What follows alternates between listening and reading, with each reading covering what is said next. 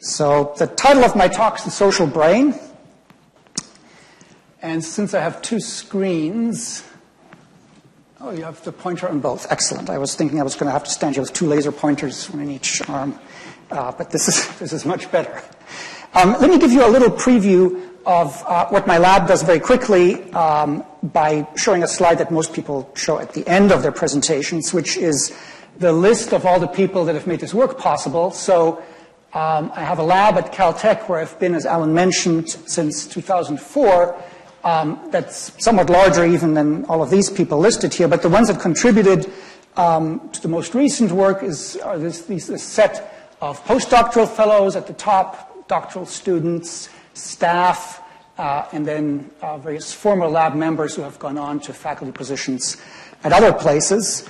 And I'll be highlighting the work of some of these people. In particular, I'll mention some of the work of Lynn Paul, who was a postdoc and is now research staff in the lab, and has been working with a very interesting population that I'll tell you about in a little bit of detail, patients with agenesis of the corpus callosum.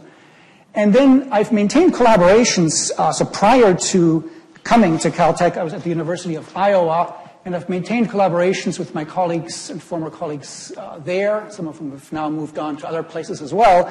And there, Antonio and Hannah Damasio set up a really unique registry of neurological patients who have focal lesions to their brains. And we still study those. Some of them we fly out to Caltech and test them in great detail. And I'll be telling you about one such class, very rare class of patients who have damage to one particular brain region. When I start, talk a little bit about the work of my former postdoc, who's now faculty at Indiana University in relation to autism. And then there are other collaborations that I just don't have the time to tell you about in the talk, but one fairly large component of the work that my lab does is in collaboration with nearby hospitals, Huntington Memorial Hospital and Cedars-Sinai Medical Center in Los Angeles. And there we have the opportunity to actually record activity from single cells in the brains of patients who have implanted depth electrodes that neurosurgeons have put in for monitoring epilepsy. So very unique opportunity to look at single cell activity in the human brain. But as I mentioned, I just don't have time to tell you about it in the talk. But what I'll tell you about is that's these four things here. So I'll start out by giving you an overview of some of what's really been the main work that we did sort of from 1994 onwards for a while, and it's petered out a little bit, but a lot of it focuses on how we pay attention to social stimuli in the first place and the role of one particular brain structure in that, which is the amygdala. And then I'll switch to talking about a more complex disorder, autism spectrum disorders, and more complex aspects of social perception, tell you a little bit about brain connectivity, and finish up, if we have time, by telling you about some of the conscious experiences that are connected with social behavior and with this particular structure, the amygdala. So it's going to be a tall order. We'll see if we can fit it in within the next hour here. To take stock, just sort of very broadly, what is it that we're going to be talking about? What is it that my lab studies? There are a variety of ways of introducing and motivating this, perhaps. But one way is to think of the brain as being in the business of generating knowledge, of representing or modeling the world, as we often like to say. And philosophers like Donald Davidson here have often distinguished between three different kinds of knowledge that, at least in adult humans, we seem to have access to. These aren't, three different kinds of things, but they're, if you will, three different modes of access that our brains give us about the world. So presumably, amongst them, sort of exhaust everything that we can know about. The first one is the easiest one to understand. So the physical shared environment, the laptop here, the podium, the floor, the ceiling, and so forth. This is something that we know a fair amount. It's complicated, but we know a fair amount about how brains construct representations of the physical environment. So sensory physiology studies that. We know a lot about what happens as light from distal objects in the environment hits our retina and then goes through various stages of processing in the brain to construct the model of the visual environment so that I can pick up objects, recognize them, don't bump into walls, and so forth. There's another class of knowledge that seems much more mysterious because it doesn't seem to be based on evidence that comes in through sensory input, and that is we also seem to know about what goes on in our own minds, what we think and feel and intend. The source of that kind of knowledge is much more mysterious. I won't say anything about that. There's a fair amount in cognitive neuroscience now known about how we generate this kind of knowledge. What I'll be talking about is this third one, how we come to know about the contents of the minds, not of ourselves, but of other people. And so in this case, so when you're looking at me, when I'm looking at you, right now you're engaging in generating this kind of knowledge. You have some representation of how I feel, what I'm thinking, and so forth. And if I look at you, I can get some sense. Are you bored? Are you interested? And so forth. And so at the starting point of this, of generating this kind of knowledge, it's similar to what we had for the very first one. So you get this kind of knowledge through observation, through the senses. You listen to what people have to say, and you watch their facial expressions and eye movements and body gestures and so forth. But then you do something with that you don't do in the case of podiums and laptops and so forth. And that is you make a lot of very rich attributions and inferences about the intentions and thoughts and feelings behind that generate, that cause the kinds of behaviors that you observe in other people. Let me give you an example of what I have in mind from this, and I'll be showing a brief video next here. This is a video that was made back in the 1940s by a famous social psychologist, Fritz Heider, and his colleagues, and they actually cut out little cardboard squares and moved them around on a light table to film this, so it has a dated quality look to it. But this is an example of the kind of experiment that you might imagine doing and that Fritz Heider was interested in to reveal this process of making these social attributions. And what you'll see, I'll just play it for you, is very simple geometric shapes moving around. And so if you were a participant in our experiment, we would simply sit you down, we would say, please look at this and tell me what you saw. And what you'd see is something like this little video. Just these geometric shapes moving around without sound, there's no faces. But nonetheless, you begin to make sense of this by making social attributions. So you see this big triangle sort of starting to bully the little one. The circle seems to be hiding out up there in the corner.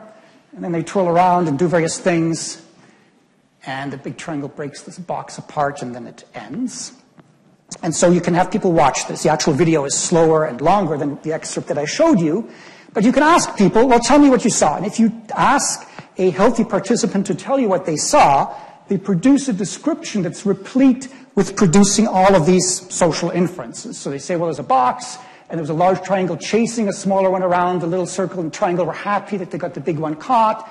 They went off on their way. The big triangle got upset and started breaking the box open. So it's full of all of these social attributions. In a sense, you could think of this as a social illusion that illustrates our propensity to imbue what we see with social meaning, essentially to anthropomorphize in the case of the stimulus. But these are the sets of processes that we're interested in studying.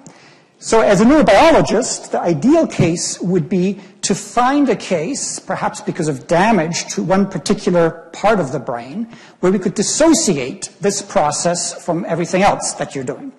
And it turned out that we had such a patient, a very famous patient known as SM. And so we brought this patient into the lab. We showed her the same video that I just showed you, and we asked her, tell us what you saw.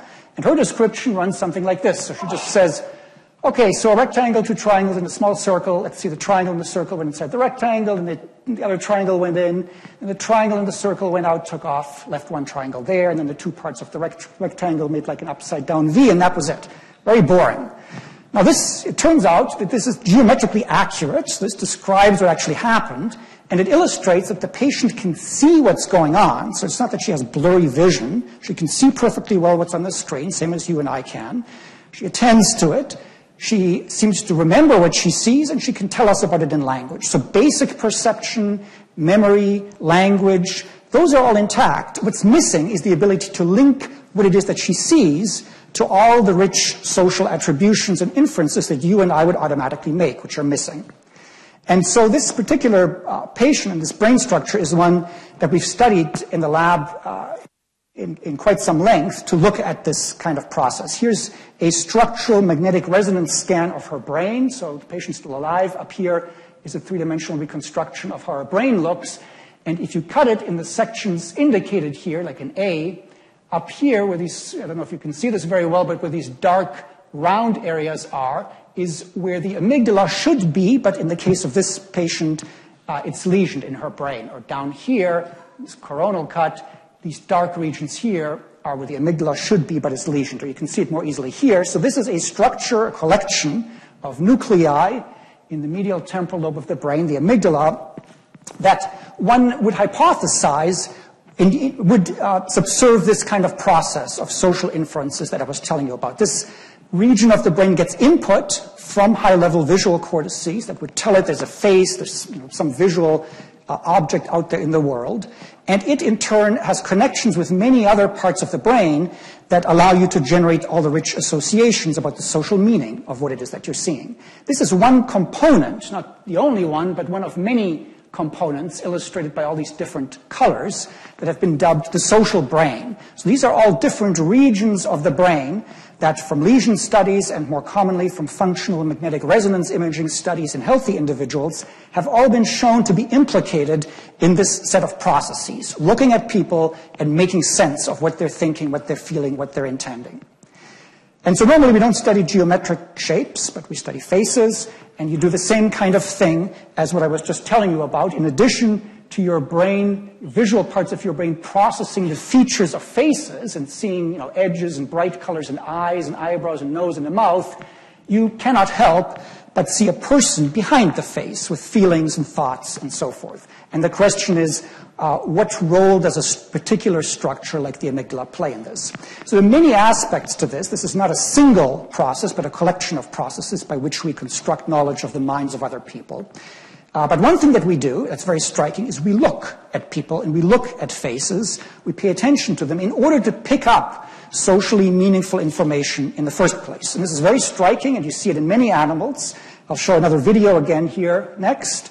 For instance, if you look at a baby monkey, so monkeys are much more precocious than humans, this baby monkey also is extremely interested in the face of the experimenter. So you can see it's kind of cute. You can see the monkey orienting and paying attention to the face of this experimenter and really just riveted on the face of the person.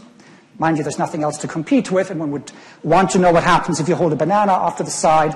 They didn't do that here, but it illustrates the point that for primates, we look at other faces quite a bit. In the case of humans, you can ask specifically also where on the face do we look if you look at a face. And so if you look at a face, you look at it more or less, sorry, this is a video again. Let me go back since they're videotaping this. Here's the video of this. If you look at a face more or less in real time, you make rapid eye movements as shown here, and you fixate on those regions of the face that carry the most information, which is the eye region and the mouth region, those regions that can change the most. So you can illustrate this in a static way like this. So what this illustrates is these are three examples of stimuli that we might show people in an experiment, emotional facial expressions. And what we've done is superimposed on them the eye movements that viewers would make when they look at these. And so these little white circles up here are where people would fixate, and the red lines are the rapid transitions, the saccades that people would make between their fixations. And they often show this roughly triangular arrangement. So just like I showed you in the video, people spend a lot of time looking at the eyes in faces, and they also make occasional excursions down to the mouth. Those regions that change the most, those regions that carry the most social information, are the ones that we seek out with our eyes. So what do you see in the patient who has amygdala lesions? So we did a whole series of studies, of which I'm only showing you one result here, show the same kinds of stimuli and measure eye tracking in this patient who has lesions of the amygdala, who's impaired in making social judgments about faces. So she has difficulty in figuring out the emotions that are shown in these faces. And what we showed is that this is because she fails to look at these faces normally in the first place and to pick up that information that is the most useful for this. So these are the eye tracking patterns of this patient, SM, and she either, as you can see down in this bottom row, doesn't move her eyes at all. So it doesn't mean that she's particularly interested in people's noses. It just means that she stared straight at the screen. So here she's just looking at the center of the image and is not moving her eyes around at all. Or when she does move her eyes, it's very disorganized, and she sort of randomly moves around, and she doesn't preferentially sample that region of the face that carries the most information about making inferences about the emotion, which is the eye region of faces. So we had here sort of I'm just showing you a sort of smidgen of the full story, but over the course of, a decade or so, in studying mostly this rare patient with amygdala lesions, as well as a few others with similar lesions, we had a very sort of reductionist kind of story. We had a fairly high-level impairment in making social inferences. The patient cannot make judgments about how trustworthy people look, about how afraid people look from their faces. And we distill that down to an inability to make use of a particular part of the face that normally signals that information, which is the eye region of faces. And the reason she doesn't pick that up is that she doesn't look there, doesn't allocate social attention to the eyes in faces in the first place. So a very specific impairment, an inability to look and seek out information from the eyes results in this inability to make social inferences. Now, the actual story is much more complicated, and in the next part of the talk, I'll give you a flavor for this complexity without any particularly clear conclusions like this. And this is in studying a disorder that's much more complex than amygdala lesions, namely people with autism spectrum disorder. And we're going to look at more complex social perception, not just looking at static faces, but looking at complex videos where people interact. So as you probably know, autism is diagnosed according to DSM-4, and now it's slightly different in the latest book that psychiatrists use to diagnose psychiatric disorders, DSM-5, by disorders in these different domains. So people with autism very prominently have impairments in their social interactions with others, and it's this domain that we're particularly interested in my lab. They also have communication deficits, often delayed onset of language, and stereotyped interests and repetitive behaviors. If you study, so most of the studies on autism, which is a developmental disorder, it's classified as a pervasive developmental disorder, which means that it develops early on in life and then it persists throughout life. So most people working in autism study infants or children because it's a developmental disorder. In my lab, for a variety of reasons, we study high-functioning adults, and we take great care to compare them to very carefully matched, typically developed adults. And if you take that particular population, high-functioning adults with autism spectrum disorder, by far and away, the domain in which they're the most impaired is social. So if you ask those participants or their families, what do you have difficulty with in everyday life? It's all social. They have difficulty making sense of other people, getting what other people want and are thinking, and as a consequence have difficulty maintaining jobs and friendships and so forth. So that's the reason that we study autism in my lab. It's a psychiatric disorder. It's not due to a particular brain lesion, like lesions of the amygdala, but it also results in a dissociation, so that high-functioning people with autism, by definition of how we select them, are high-functioning, that is, they have IQ in the normal range. A lot of cognitive domains are intact, but this ability to make social inferences is difficult for them. Just very quickly, a picture just to drive home the point that autism is tremendously complicated, and most people look at it at many different levels of analysis. A lot of work is going into the genes that predispose people to develop autism. So autism is highly heritable. It's not a genetic disease like Huntington's disease or something like that, but it's highly heritable. And these genes, of which there are very many, interact in complex ways with the environment.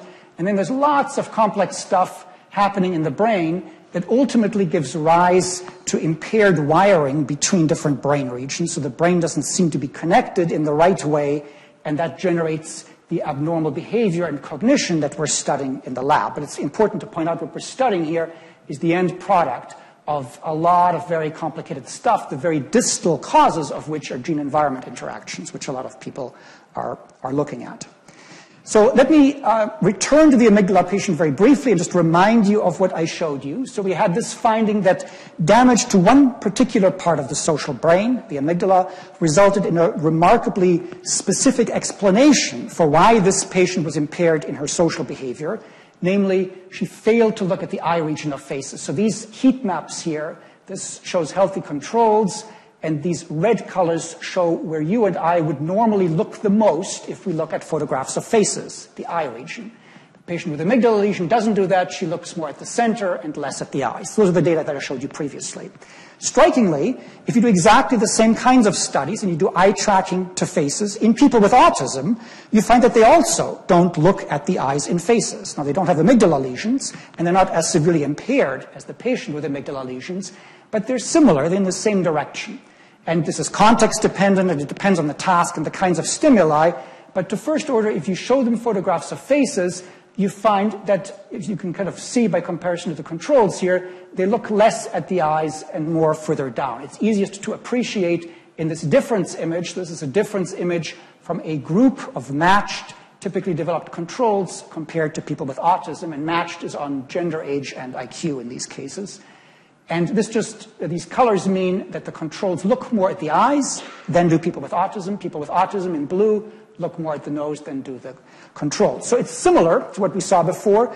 And again, there seems to be a link between abnormal visual attention and picking up social information and an abnormal ability to make sense of other people. Presumably those are causally related. Now, people with autism don't complain of an inability to look at photographs of faces. They complain of an inability to get complex social interactions between people. And so one thing that we and many others have been doing, I'm going to be showing a video again in a second here, is to use such complex stimuli. And many people, like NBC, happily for us, have poured millions of dollars into constructing the best kind of social stimulus that you might want to use in your experiment. The reason that people watch this on TV and pay a lot of money is because it's super socially engaging, and there's lots of emotional social interactions, and you have to figure out what people are thinking and feeling all the time. That's the whole point of it. And so we bring people into the lab. We don't show them static pictures of faces, but we show them this with sound. I'm not playing you the sound here. And so they watch full-length episodes of The Office, which until we started doing this in the lab, I'm one of the very few people that doesn't have a TV at home, so I had never actually seen this. And it seemed extremely silly to me, but for people that are more familiar with this, it's a very rewarding stimulus to watch. We can then ask, so how do people process this? And so here's an example. If you put people into an MRI scanner and you ask how do their brains respond to this kind of complex stimulus, so here, relatively raw-ish kind of data. You have the video playing up here, and what I've done over here, this is a little hard for you to see, and the details indeed don't matter at all. This is just a group of control participants on the left, and on the right is a group of participants with autism, I think about 20 in each. And we're simply showing a statistically thresholded view of the changing patterns of activity in the brain as these people watch this video. So there's lots of stuff going on in the video, and there's lots of stuff changing in the brain. And the question is, how can we make sense of it? And at the end of that, can we isolate what the differences might be in the brains of people with autism and in the brains of people who are controls that would explain why one group but not the other is able to make social inferences from this video.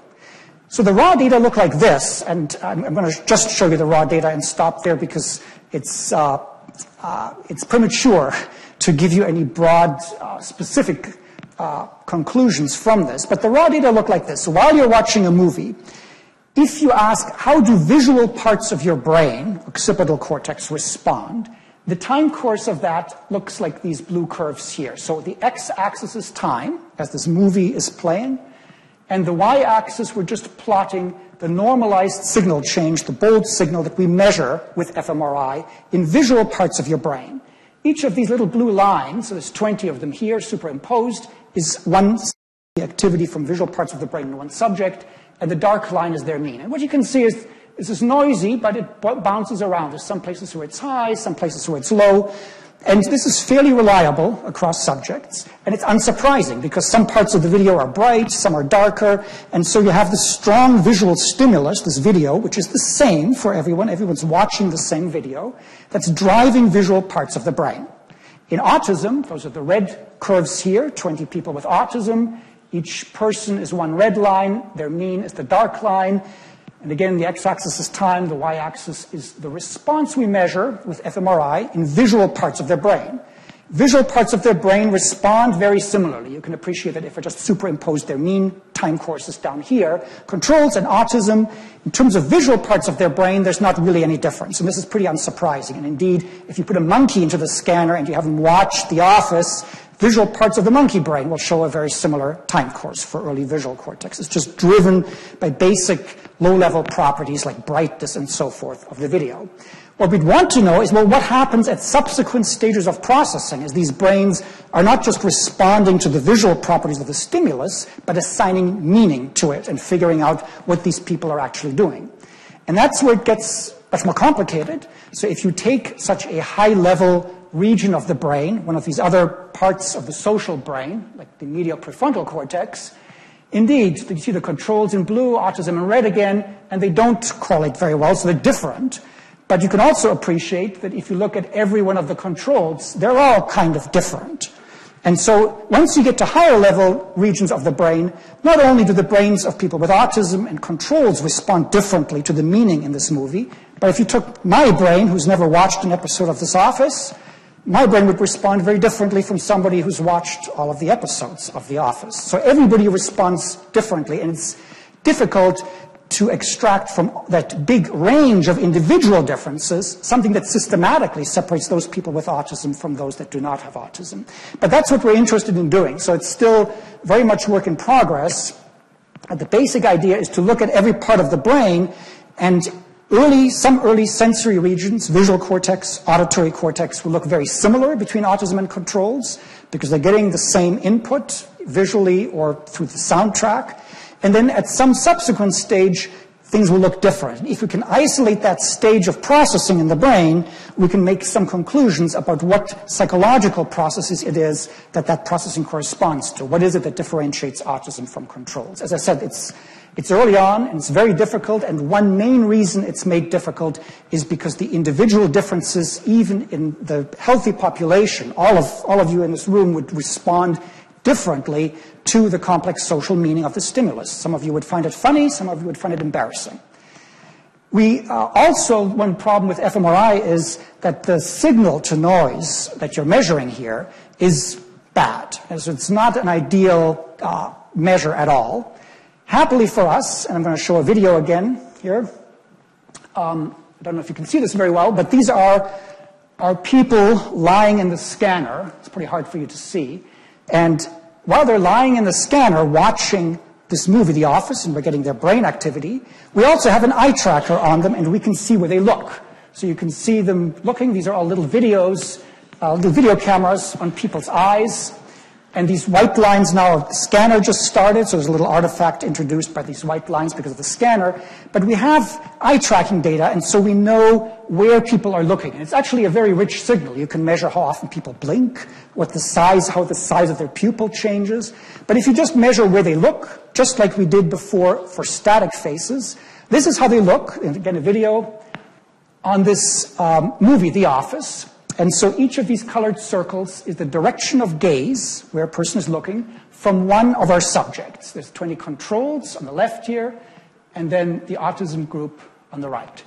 And so you can look at this, and we spend a lot of time in the lab looking at this to try and figure out if there are any obvious patterns that distinguish the groups. The first order, you can see that they're very similar. They both look a lot at faces.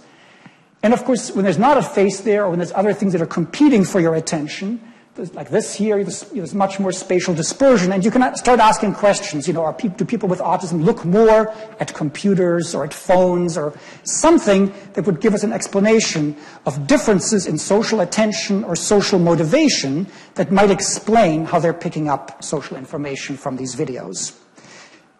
So you could look at this for a long time. How do we quantify this? So again, I'll show a video again here. You would have a heat map, just like we had before, that quantifies where people look. But this is now from a group of subjects. If you take your group of controls, the eye tracking to this video looks like this.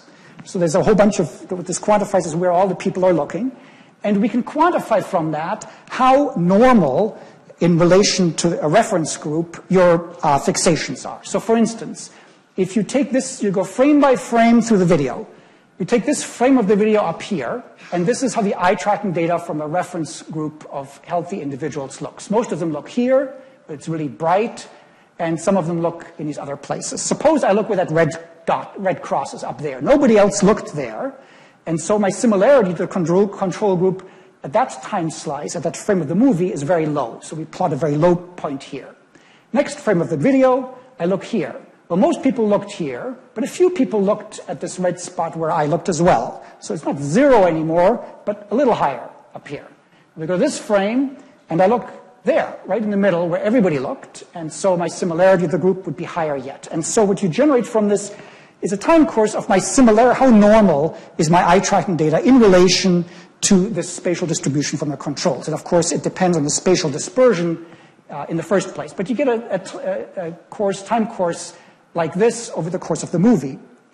We do this with controls and with autism, and so this is just a 4-minute excerpt, but the basic points look the same for the full-length movie. So the blue line is the controls, the red is the autism, and this is how normal they're looking at each point in time. So there's 2 important conclusions from this. Point 1 is that overall, these high-functioning people with autism and their very well-matched controls, where they fixate on the movie, is remarkably similar. They're very well correlated.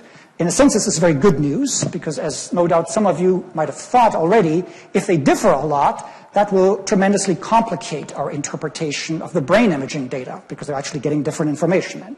But they're not. The first order, they look very similarly, but there are a few epochs, few particular points in time, which are denoted by these black lines here, where there are statistically significant differences between the groups. And so what we would like to know is what is happening at those points in time where the autism group fixates differently than the control group. So that's the overall project that we're working on, which is still very much work in progress.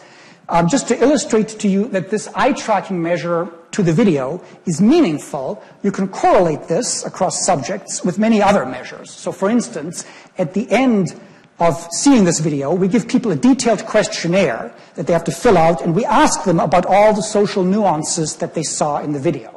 And so what we're plotting in this plot, on the x-axis down here, we're plotting this measure that I just showed you. How normal is your eye tracking? So the most abnormal is over on the left. The most normal eye tracking pattern to the video is on the right.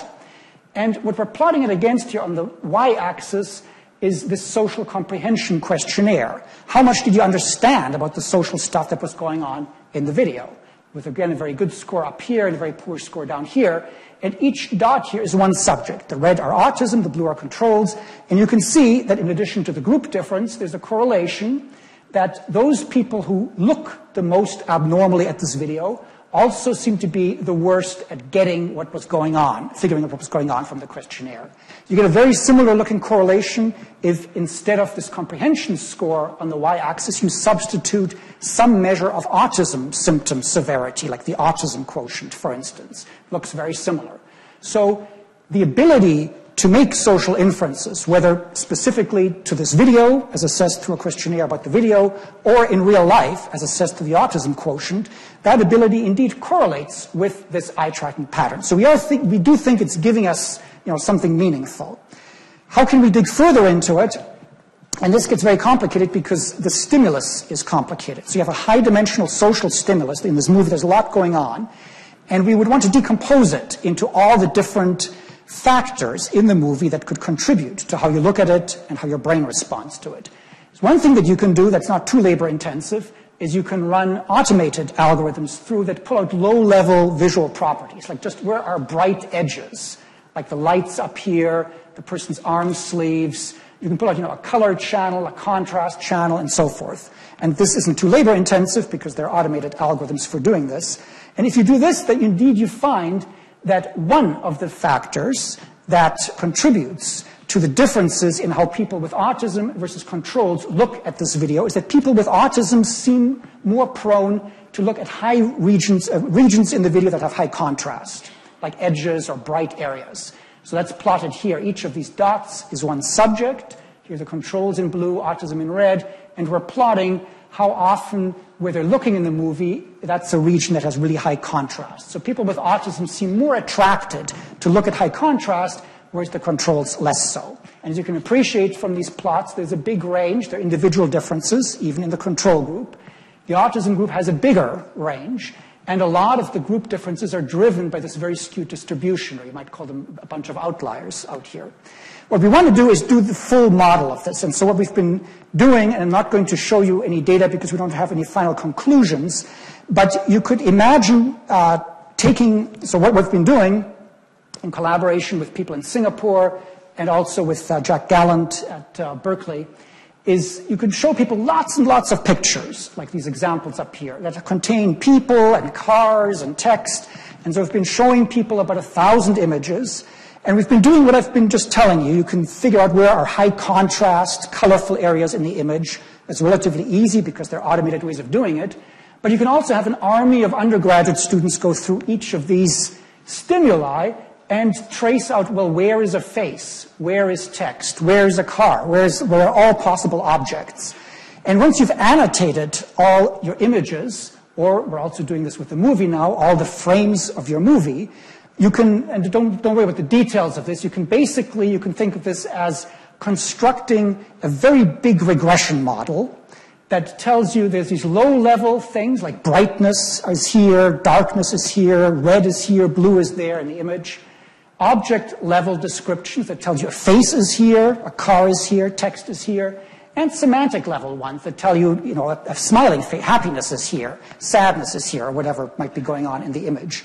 And you can ask, what's the relative contribution that each of these factors that you've annotated in all your images or all the frames of your movie, what's the contribution that makes to where people fixate or how a particular brain region responds? So in this particular paper here, what was done, this is just data from healthy individuals, is that this thing was trained up, and this plot down here just shows the weights.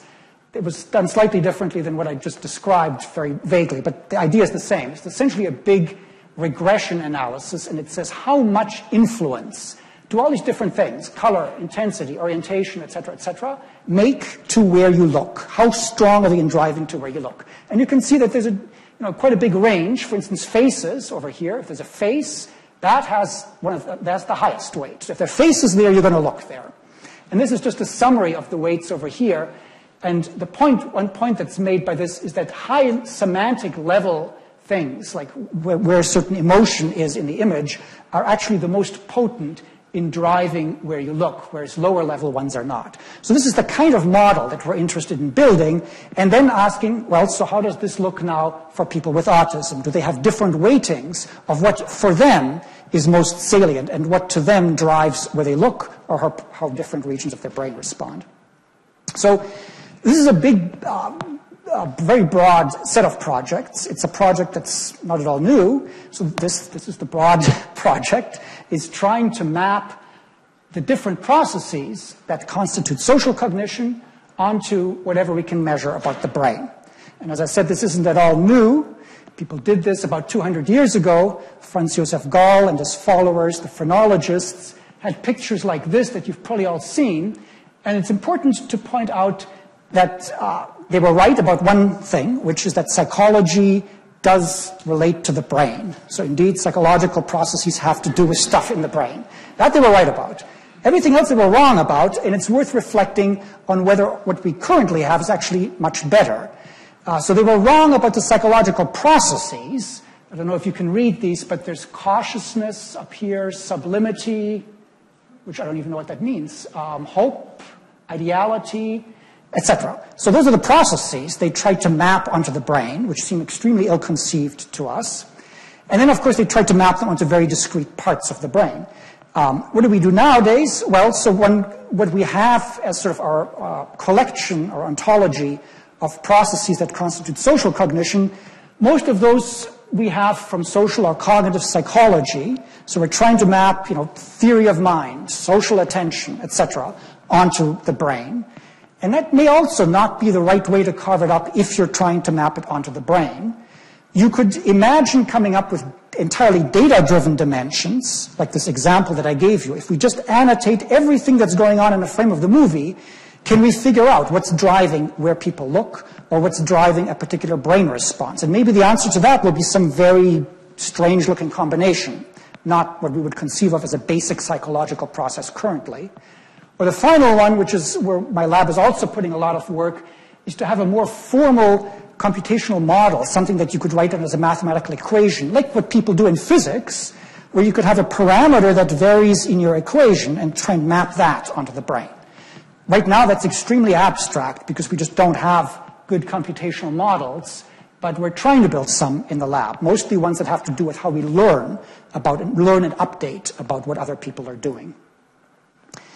Let me skip this next slide because otherwise it's too long.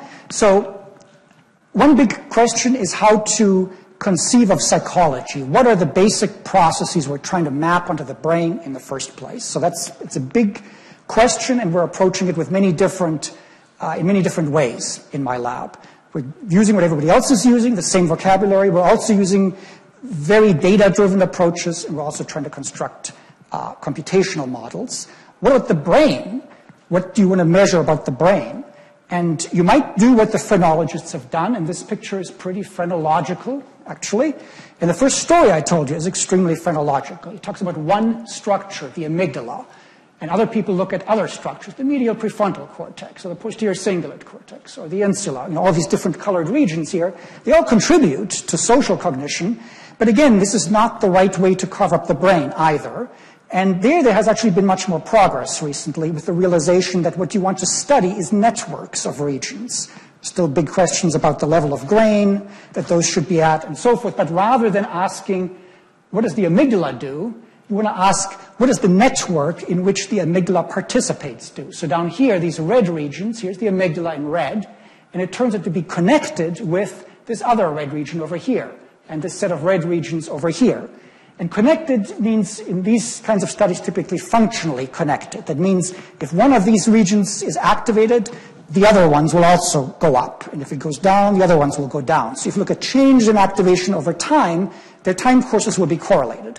But you're not looking at regions in the brain. You're not asking where in the brain, what does the amygdala do? Or what does the amygdala contribute to social perception? You're saying, now, what does this network do? So it's a different set of basis functions for carving up the brain. This particular aspect of connectivity I wanted to bring up because the last clinical population that I wanted to very briefly tell you about is one that we've been studying as a model of autism spectrum disorders. And these are patients who lack the biggest connectivity in the brain. So if you look at a human brain, you're looking from the top down onto a human brain over here on the left. And if we carve away the cortex so you can look inside, what you can see is that most of your brain is not cells, but it's cabling, connections that connect all those 80 billion neurons that you have in your brain.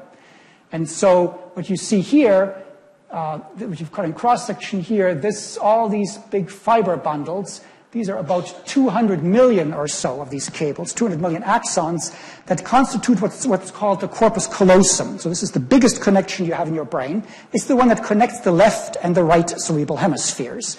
It's one that's surgically cut in so-called split brain patients that Roger Sperry and others studied for the treatment of epilepsy. But it turns out that very rarely there's also a congenital case of this. So there's a population which we've been studying in the lab, which are patients with a condition called agenesis of the corpus callosum. They are born without a connection between the left and the right hemispheres. They're missing the corpus callosum, these 200 million axons. And you can appreciate that if you look at these magnetic resonance images here. So this is an MR scan, a structural MR scan. Here's the nose in the front. And what we've caught in cross-section here, this white structure here, is the corpus callosum in a healthy brain. And over on the right is a brain with agenesis of the corpus callosum, so there's nothing there. If you look at the midline, there's nothing that connects the left and the right hemispheres. This is very rare, but this person who's the first author on this paper that just came out, Lynn Paul, in my lab, has been studying about 50 or so of these individuals. They're high-functioning, they're adults, and it turns out that about a third of them meet criteria for an autism spectrum disorder, and even the 2/3 that don't are close to that, and they're socially awkward. If you ask them, what do you have difficulty with in everyday life, they say things that sound extremely similar to what people with high-functioning people with autism say. They say, I have difficulty figuring out other people. They have difficulty in exactly this set of processes that I was telling you about, making sense of other people. And again, it's not because they can't see what people are doing. It's not because they have poor memory or poor language. They are unable to make these social attributions. We think because making those social attributions depends on structures like the amygdala, but also several others, that are part of a network, distributed network in the brain that requires for its functioning communication across the hemispheres, which these patients lack. So it's one disorder, one of the three that we've been studying to make comparisons between these. Patients with amygdala lesions, patients with agenesis of the corpus callosum, and patients with autism are the main ones. They all show deficits in making social inferences, and they're interesting relationships between them. They're interesting also because all three of those, and I didn't dwell on this in too much detail, are developmental onset. The amygdala lesion patients, they actually have the amygdala lesions as a consequence of a genetic disease, so they have that early in life. Patients with agenesis of the corpus callosum are born without a corpus callosum, and people with autism develop that early in life. And one reason that we're particularly interested in this disorder, agenesis of the corpus callosum, is that if you're a gynecologist, which I'm not, and so for me, and presumably for most of you, this is difficult to see, but this is an ultrasound image that where you can see in utero. So if, you can see in utero, I think in about the second trimester or so nowadays, with high-resolution ultrasound, whether or not a baby will have agenesis of the corpus callosum. And so in principle, you can find these individuals and start studying them at birth. And you could imagine imaging their brains and following the trajectory of their social development at birth, which is something that we are unable to do in autism. Autism isn't diagnosed until you're about 2 or 3 years old, and people are trying to find earlier and earlier markers that would predict whether or not you go on to develop autism. But here you have a neurological model for autism. About a third of these patients will develop a bona fide autism spectrum disorder that you can diagnose before birth, and so we're quite interested in it for that reason. So let me summarize what I've told you. Social cognition depends on specific brain structures like the amygdala. You lesion the amygdala and you can impair very specific aspect, one particular component of social cognition, social attention to eyes and faces, that if you miss that, preclude your ability to make social inferences, for instance, about the emotion shown in the face. But these components communicate with one another as components of a network, so they don't function in isolation.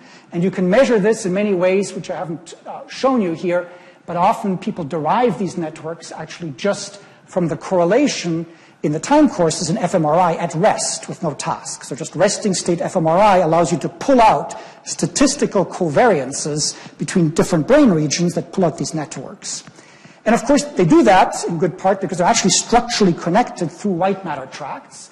These are absent in agenesis of the corpus callosum, and we think that this is one of the main neurobiological explanations of social dysfunction in autism as well. So this is sort of gives you a summary for how these three disorders, amygdala lesions, agenesis of the corpus callosum, and autism are related in various ways.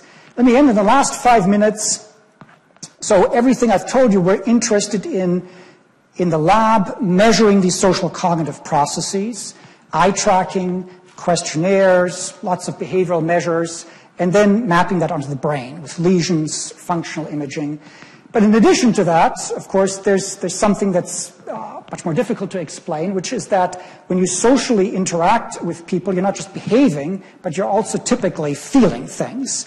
So social behavior, social interaction is also accompanied by strong emotions, typically, that whether they play a causal role or an epiphenomenal role, one can quibble about, but they certainly accompany our social interactions. And so I just wanted to finish up with one last story on that.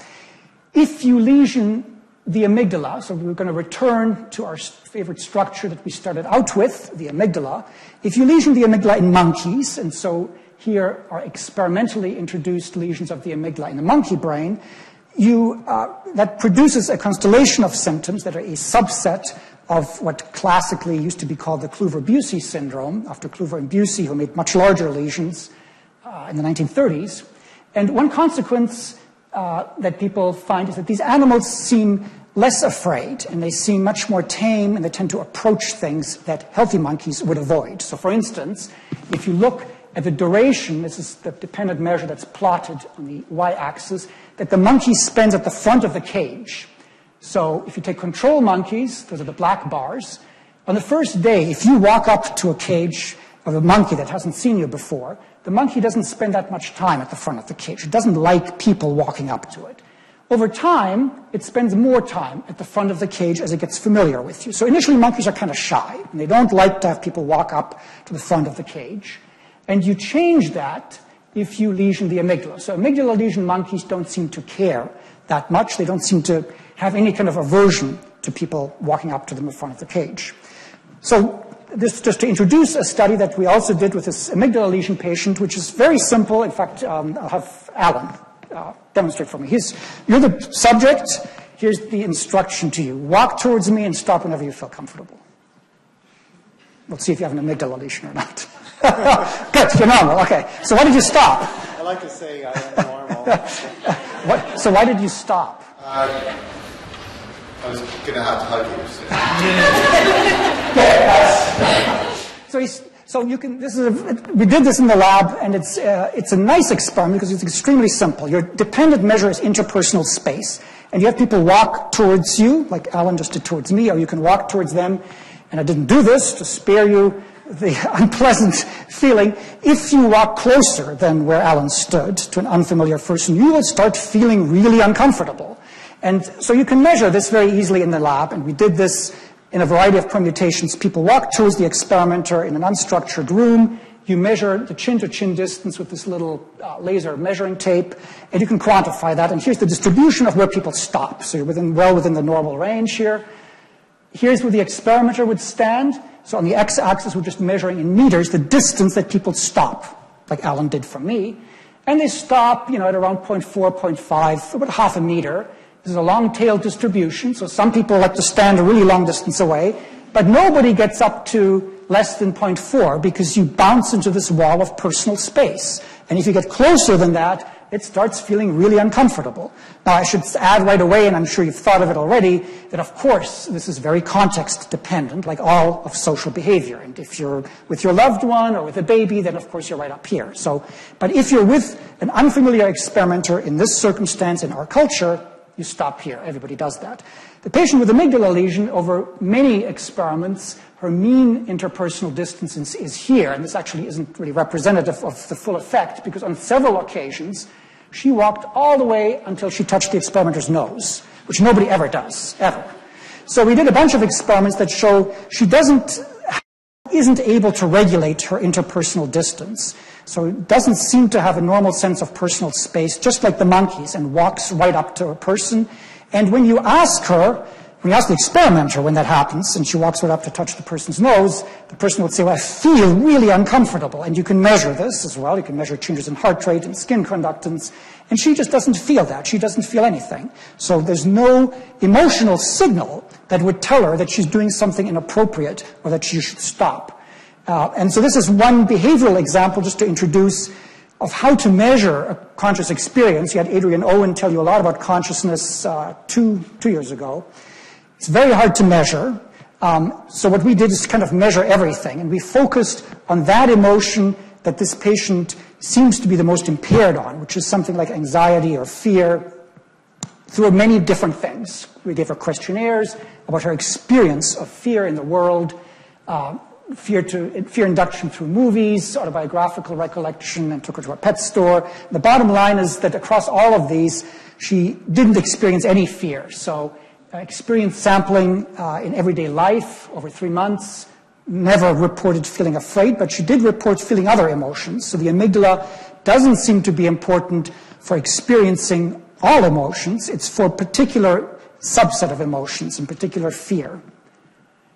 We did this with films, etc. And finally, we took her into a pet store and actually gave her same kinds of experiments that people have done with monkeys, actually gave her a threatening stimulus, like a snake or a spider. And here's just a video that I'll show of her interacting with a large snake. She'd never handled snakes in her life, and this pet store had a lot of big ones. And both of the snakes and spiders, she immediately wanted to approach them, was very curious about them, wanted to handle them. And this is the same kind of behavior that you unmask also in monkeys with amygdala lesions. There doesn't seem to be a normal break on cautious behavior, and all this kind of approach behavior seems to be unmasked. And along with that, in the human case, we can ask what people are feeling, and so there just seems to be no feeling of fear either.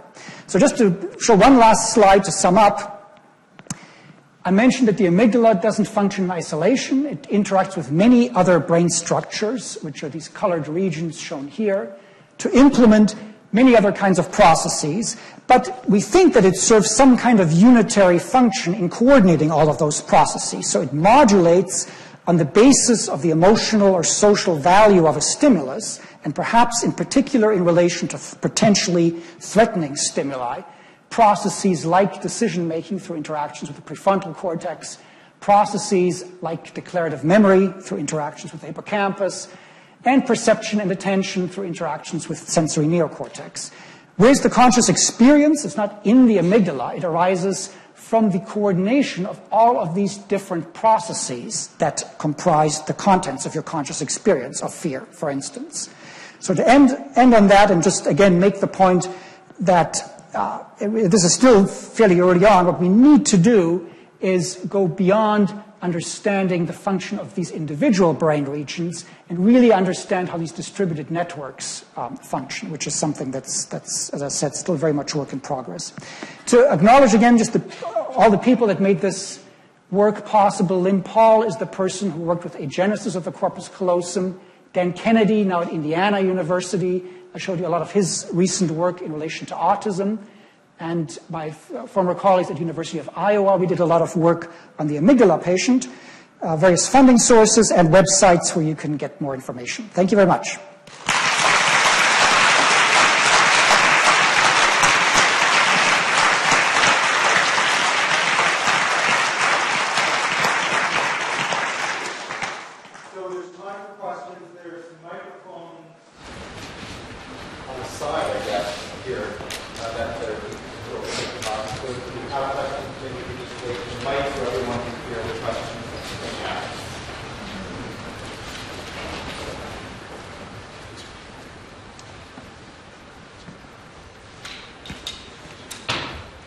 And I should add that after, whenever this ends, 6:45, I'll obviously be around here as well. So please feel free to come up and we can chat in more detail one-on-one as well. Hi, thank you very much. I'm over here. Okay. I'm curious about the phenotype of the three sort of autism-like disorders, or autism-like people that you're with the corpus callosum and the amygdala and just typical ASD. It seems like some of these things are very consistent with the typical autism phenotype and some are very inconsistent. So for instance, you might say that while there are some autistics that lack social inhibition, most of them have extra social inhibition or report being afraid of people. They don't look at the eyes because they find it aversive and all that kind of stuff. And a couple other things that were occurring to me throughout. And I'm curious as to whether, like autism, it just seems like a sort of a big wash of details, or are there any is there any traction in differences between these groups that is telling you anything about the... That's a very good question. And I had this slide up that I didn't show and now can't find. That kind of makes the point that it's unclear whether autism as conventionally diagnosed is the best way for scientific studies to proceed. This was a slide that I skipped from the director of the National Institute of Mental Health, Tom Insel, who points out that we shouldn't perhaps use the classifications that the Diagnostic and Statistical Manual that psychiatry currently provides to guide the science. So, autism is diagnosed, and is diagnosed reliably by clinicians, and people that are familiar with individuals with autism can categorize and pick out people with autism. So that's fine. But the question is, does that carve out an entity that gives us some purchase scientifically, where we can find some explanation for that, either at the psychological process explanation or in the brain? And it's just not clear. And so right now, if you want to get a grant on autism from the National Institute of Mental Health, in fact, you cannot write a grant on autism or any other psychiatric disorder, but you have to put in there what they call research domain criteria, which are measures along more dimensional aspects. And so the way of thinking about it is all of us in this room differ. And you could imagine us differing on many different dimensions: positive emotions, negative emotions, aspects of attention and memory and cognitive control. And we could measure all of those in the lab. And so you could have a sort of, imagine a high-dimensional space of all the different measures, behavioral measures that you could get on people. Each of us is a point in that high-dimensional space, and there's, the whole room here would be a cloud.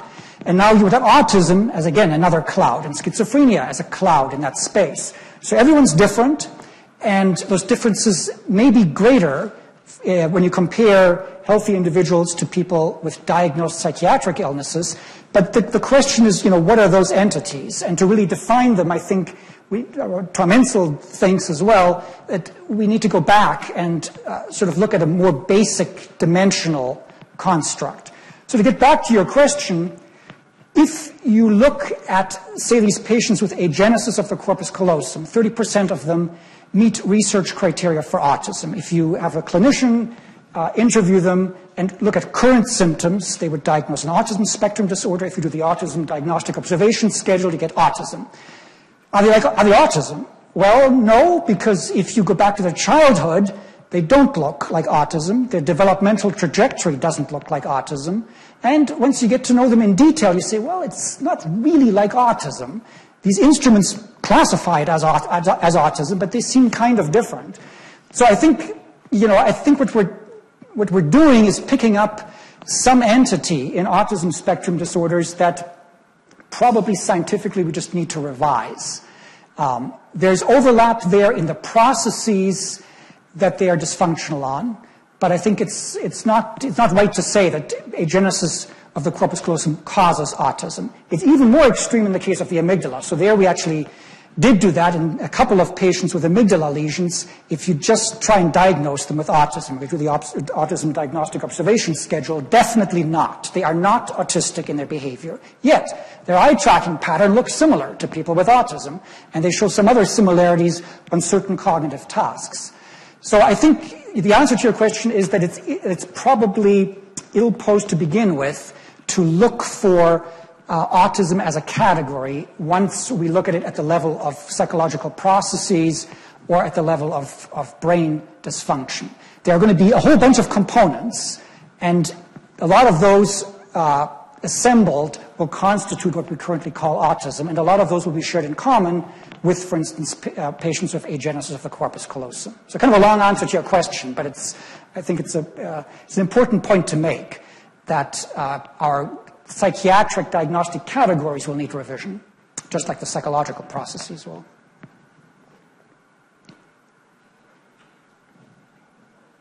Well, let me put the website back up here. Other questions? Yeah, can I? You, this morning the APS released one of its monthly news releases, and in there they talked extensively about the rapid judgments that we make, for example, social judgments of whether somebody is happy or sad, whether it's somebody that we want to talk to or not talk to. So these are social judgments. And I wonder, in a patient like SM, is SM able to make these kind of rapid, 50 millisecond kind of judgments? And are the same brain structures involved in those kind of judgments as in the kind of decisions that you focus your research on? Yeah, that's a very good question. So, one, other than showing you some time courses at the level of resolution of fMRI, which is terrible, I didn't talk about time much. And a lot of these processes occur, at the millisecond level of resolution, which you can't resolve with fMRI. We've looked a little bit at this question of, rapid versus more long, elaborated kinds of social judgments. And you're quite right that in real time, these processes are occurring at all different levels of scale. And certainly many of them occur extremely rapidly and automatically. And then there's also ones that take a lot longer and are much more under cognitive control and so forth. To first order, with respect to the amygdala lesion patient, and others with similar lesions like hers, it seems to be the case, our view, let's put it this way, is that the amygdala is most important for elaborated, longer duration kinds of processing, rather than for very quick duration judgments. We've done some behavioral studies along those lines, so if you show very rapid pictures, or you show pictures under conditions where they cannot be consciously perceived, it doesn't seem like this patient is particularly abnormal there. Where she gets abnormal is if you give her a lot of time to make social judgments about stimuli that she can really see.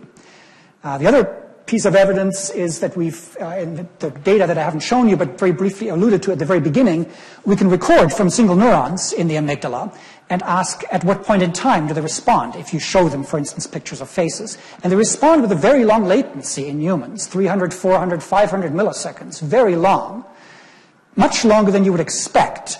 And so what we think is happening is that the amygdala coordinates, as I showed you in that last picture, connections with many other brain structures. So it gets input from temporal visual cortex about faces, but that doesn't just sort of instantly drive the amygdala. Rather, there are recurrent connections, and it takes some time to set up a response in the amygdala that would represent the social value of a stimulus. It's not rapid sort of bottom-up, feed-forward sweep kind of processing. It requires some cycles of processing. It requires some time. And so that's our view of, the amygdala probably does many things, but at least in humans, our view is that the amygdala is probably more important for slower, more elaborative kind of processing, and not for, 100 millisecond rapid, quick initial processing, that there are other structures, like, for instance, the pulvinar nucleus of the thalamus, that may subserve that role. And for that matter, just visual cortex, the first feed-forward sweep through visual cortex, which is also much faster than those response latencies that we find in amygdala neurons.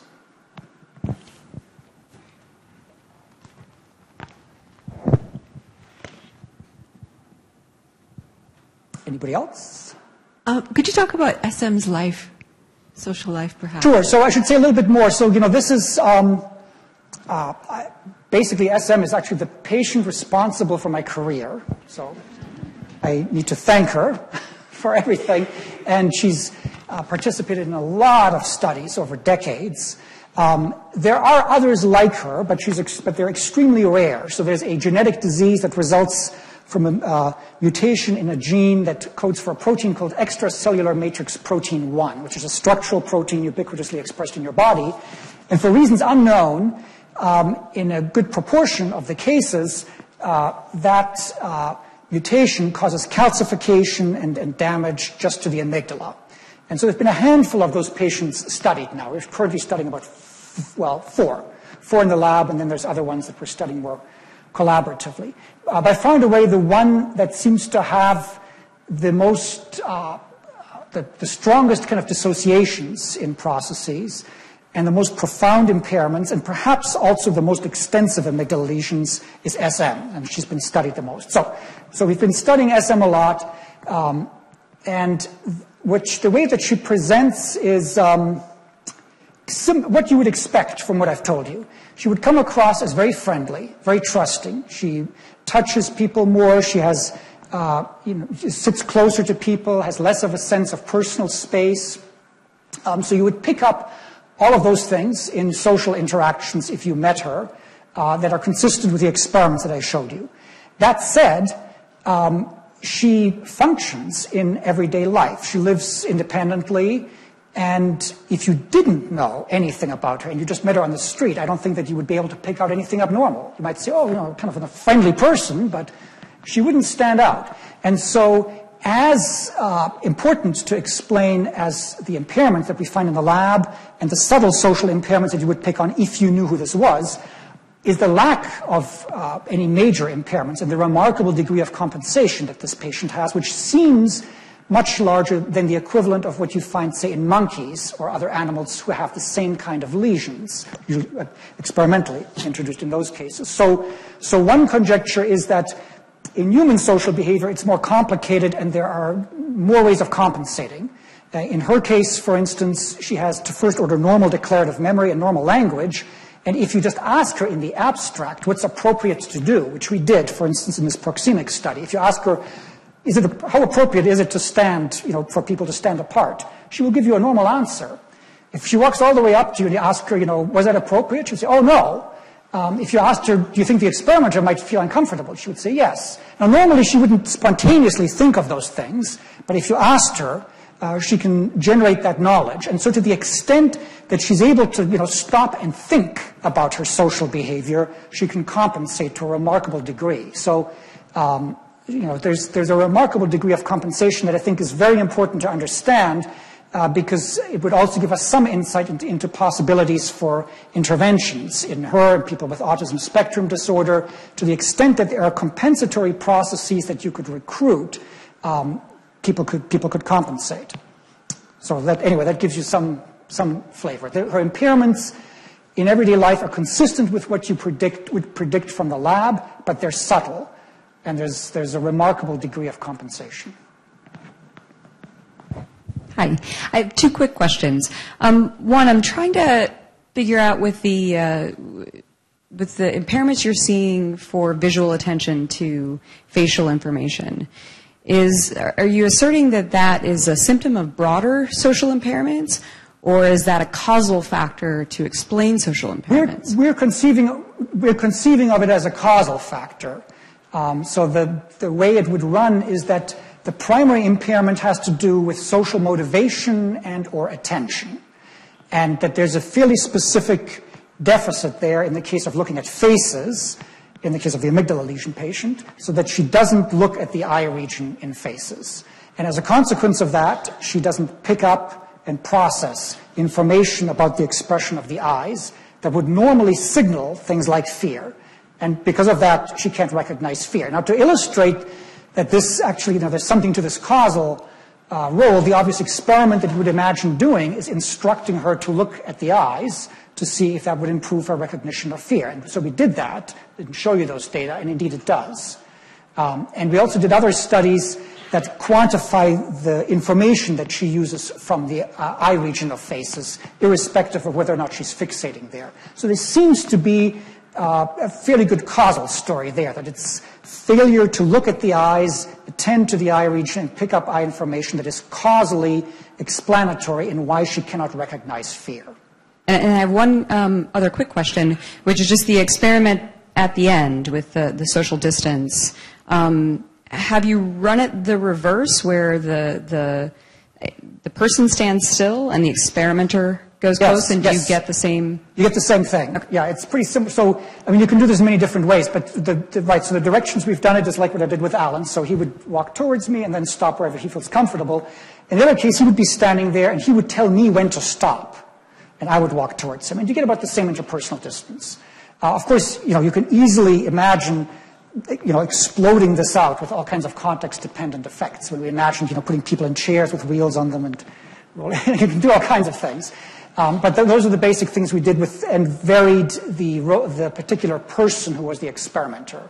And it's fairly consistent. So what I showed you is that distribution across people is pretty broad and has a long tail, but within a person, it's quite consistent. So each individual's sense of a personal space in this particular experiment is pretty stable. And SM, the amygdala patient, is much closer than any of the controls ever were. Now, you're always going to be here for refreshments after the talk, so those of you who have questions, definitely make yourself known to him and ask them. For those of you who came today and have to go home now, thank you so much for coming. We'll probably get next year. For those of you who RSVP, we have refreshments outside and some food that I hope that you'll stay and enjoy. I'd just like to thank the Ralph again for an excellent talk. Thank you.